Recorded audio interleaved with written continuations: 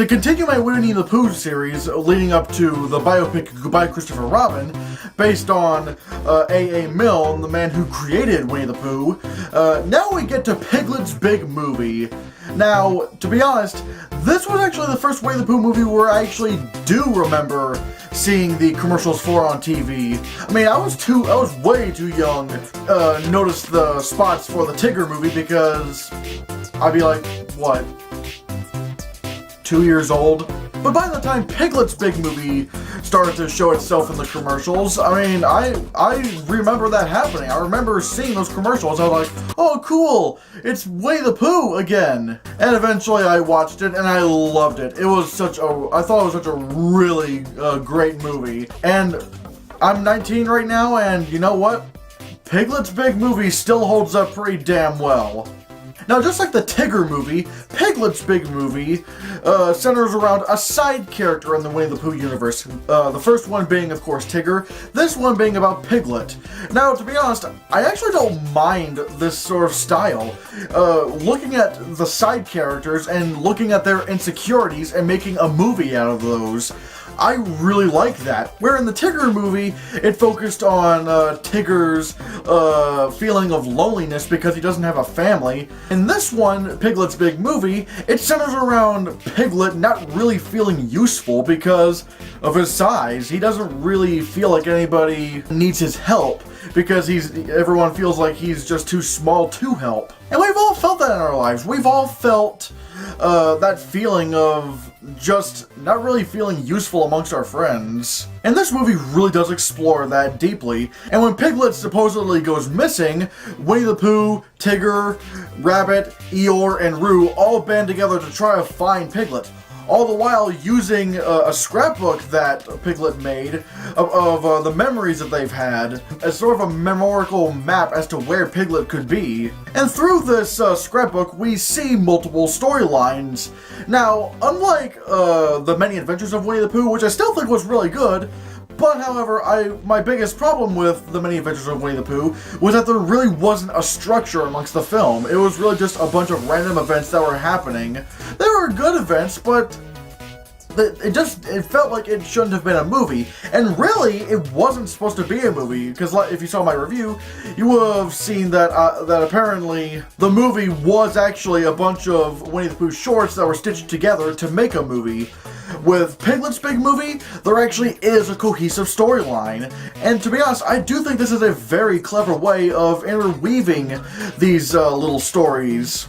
And even though the Sherman Brothers didn't come back for this movie, Carly Simon, who does the songs for this movie, is still really good. I still love a lot of these songs, like Sing Ho, A Few Good Friends, that's a really good one. But probably my favorite song in this movie isn't even in really the movie itself, it's just in the end credits. And it's the song Comforting to Know.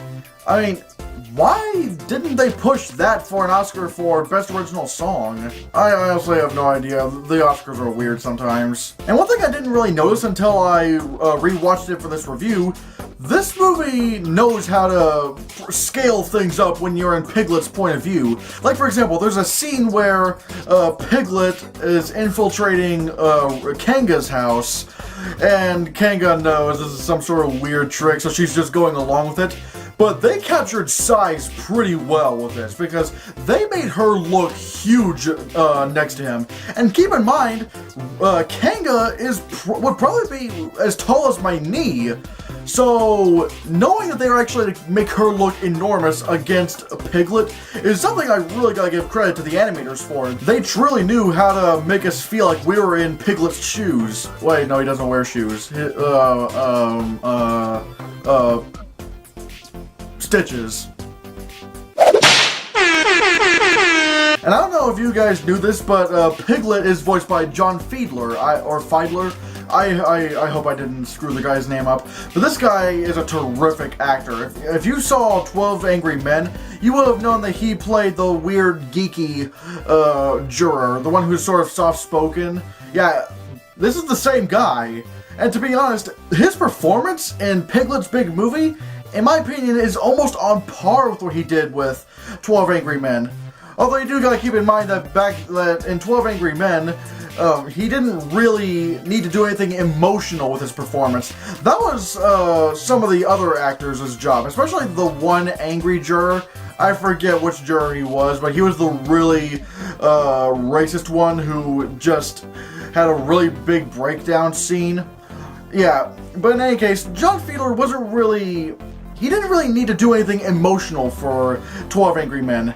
In this movie, John Fiedler did have to do some emotional stuff, and to be honest, he really nailed it. He really nailed his performance as Piglet, and this is, in my opinion, his best performance as Piglet. Although it does help that, you know, it is Piglet's big movie, and so you might want to have your lead be as strong as possible. Now, in order for me to address my one criticism of the movie, I'm going to have to put a spoiler alert here. You read the text, you know, you can mute this, and once I'm done with the spoiler, this will go away and I won't mention it again. But if you have seen Piglet's big movie, or just don't care about spoilers, then, you know, hear this little thing I have to say. My one real criticism is actually kind of a betrayal of character for some of these characters, because one of the little stories that's in this movie is how Kanga and Roo came into the 100-Acre Wood. Now, it's not the fact that in the Many Adventures of Winnie the Pooh, where Kanga and Roo were already established, and then later in the movie Tigger and Pooh met. I just consider these movies as sort of like a soft reboot. So that's not the problem. But my main problem is that, you know, the characters are afraid of Kanga and Roo. And so what does Rabbit want to do? He wants them to kidnap Roo, hold him for ransom, and they'll only give him back to Kanga if she promises to have her and Roo leave the 100-Acre Wood. Now, of course, it's played off for, you know, giggles and laughs, and hee it's fun. But really think about it. They were going to go along with a plan to kidnap a child and hold him for ransom.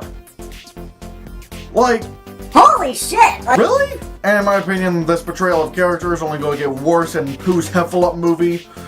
But I digress. I mean, this is my one problem with the movie. It's just, wow, like, that's not really like these characters at all, especially with how they were introduced in the Tigger movie. But with that criticism aside, I do think Piglet's Big Movie is still a great movie. It's still a great movie to show to kids, especially if they don't really feel useful in this world. But in any case, I'm going to give Piglet's Big Movie a 9 out of 10.